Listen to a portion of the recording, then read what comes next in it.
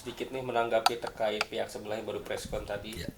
Dia bilang katanya permasalahan ini kan awalnya kan dia bilangnya hanya membahas tentang DC, tapi ini malah melebar kemana-mana hingga ke biaya perintilan dan ke anak. Itu seperti apa nanggepin? Nah, ini yang sering saya tegaskan, ya. Kalau bicara mengenai masalah DC, pertanyaan saya adalah seberapa urgensinya, seberapa pentingnya mereka preskon tentang masalah DC, ya. Karena kami sudah bertemu dan berkomunikasi terkait dengan masalah adanya DC yang datang salah alamat ke rumah S itu, ya. Dan sudah ada sepemahaman antara saya dengan kuasa hukumnya, dan itu semuanya sudah dibahas, sudah clear karena memang udah langsung ditanggulangi dan memang juga belum waktunya, belum jatuh tempo, sehingga seharusnya kalau memang DC-nya DC yang benar, nggak akan mungkin. Ya, nggak akan mungkin ada perusahaan leasing yang menyerahkan masalah penagihan itu kepada DC kalau keterlambatannya masih 1 hari. Ya, jadi itu sudah clear. Ya, kami kaget kan kalau misalnya kemudian setelah kami pertemuan itu yang kami anggap sudah clear, tiba-tiba ada preskon tentang DC. Maka pertanyaan besarnya di pikiran kami adalah apa yang menjadi kepentingan utamanya? Kalau memang misalnya ini terkait dengan masalah tidak sehat kepada anak lah adanya DC segala macam, berarti kan ini kan apakah anak tahu tuh DC? Kecuali DC-nya teriak-teriak banting-banting barang kan begitu artinya. Nah, tapi kalau memang santun kan berarti kan nggak ada sesuatu hal yang dapat kita artikan membuat ada anak-anak yang trauma.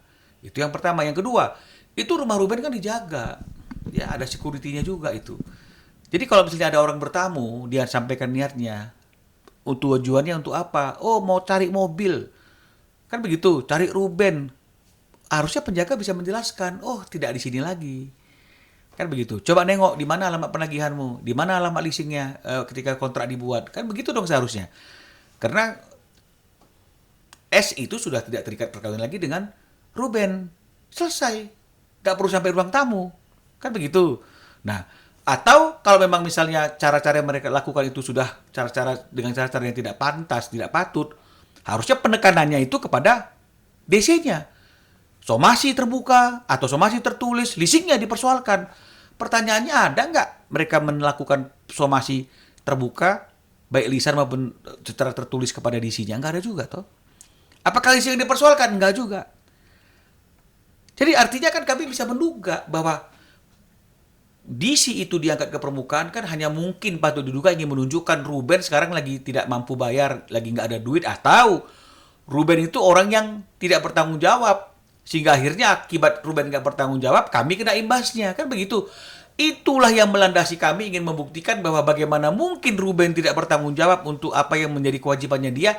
Sementara untuk nilai-nilai untuk pembayaran-pembayaran yang sebenarnya tidak sepenuhnya menjadi tanggung jawab dia pun dia lakukan. Dan jumlahnya tidak kecil. Itulah yang menunjukkan, kami akhirnya menunjukkan biaya-biaya yang dikirimkan ke S. Jadi masih ada relevansinya. Karena ini adalah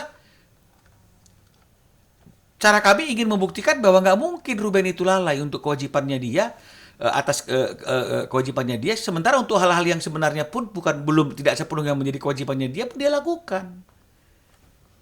Jadi ini nggak melebar, ya. Oke. Oke bang, si S juga kan katanya keluar-keluar tentang DC dan Ruben juga katanya biar DC itu nggak balik ke rumahnya lagi karena membuat trauma juga. Cara untuk supaya DC-nya itu tidak balik ke rumahnya adalah harusnya yang dikomplain siapa? DC-nya, bukan ke publik.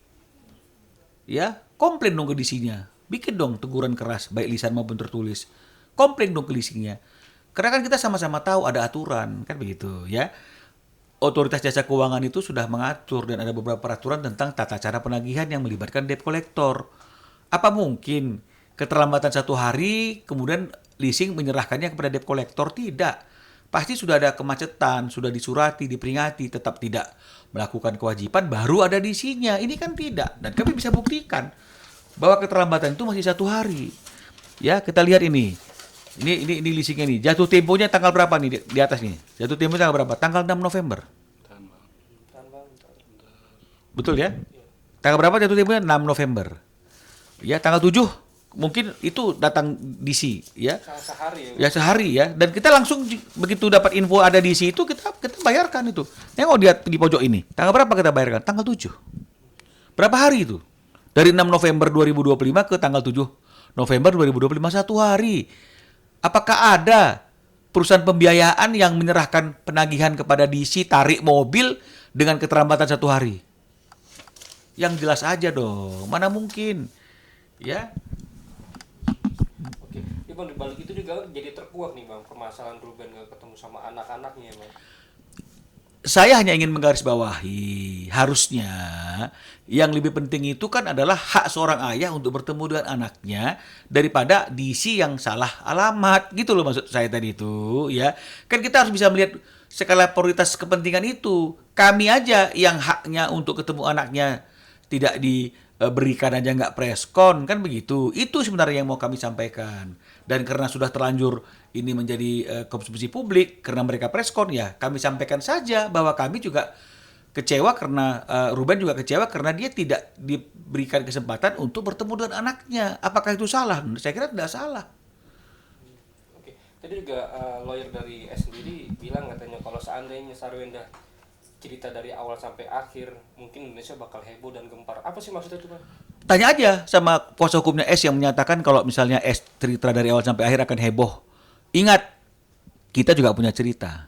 Ya, kalau memang misalnya mau buka-bukaan, ayo aja, nggak apa-apa kita buka-bukaan. Katanya Ruben seperti itu, ayo kita buka-bukaan. Ya, kita juga punya cerita yang mungkin lebih heboh lagi daripada cerita yang akan mereka sampaikan. Tapi kok menjadi melebar. Nah, jadi sekarang yang melebar siapa? Bukan artinya kami khawatir, nggak apa-apa, haknya mereka untuk berbicara apapun sepanjang itu dapat mereka buktikan. Ya, kita juga punya cerita. Nah, jadi harusnya kita yang tadi seperti saya katakan itu mengenai masalah DC kan kita sudah ketemu. Kecuali kalau misalnya kemudian saya dihubungin, saya tidak mau ketemu, saya nggak mau berkomunikasi, disomasi, disuratin, misalnya kami juga nggak respon, bolehlah. Tapi kan sudah ketemu, sudah ngobrol, ya harusnya kan sudah selesai. Apalagi sudah dilakukan pembayaran, sudah diatasi.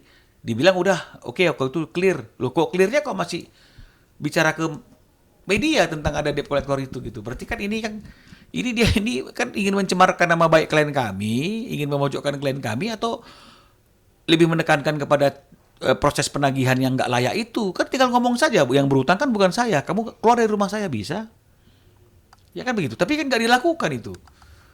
Malahan preskon. Nah, ini yang kami kecewanya juga seperti itu, klien kami. Ya Sarwenda juga katanya lawyernya diam itu untuk menjadikan kebaikan dari Sarwenda sendiri aja katanya Bang. Kebaikan yang mana? Kebaikan apa? Ya kebaikan yang mana nih? Karena kan gini, ini salah alamat. Ya karena dalam form pembelian mobil itu pun itu tidak ada itu alamat yang tempat alamat penagihannya itu di alamatnya S. Gitu loh. Jadi kebaikan seperti apa gitu loh. Dan saya kira seluruh masyarakat Indonesia tahu bahwa S itu sudah nggak ada hubungan apapun lagi dengan Ruben. Ya, di sini kan data-datanya lengkap.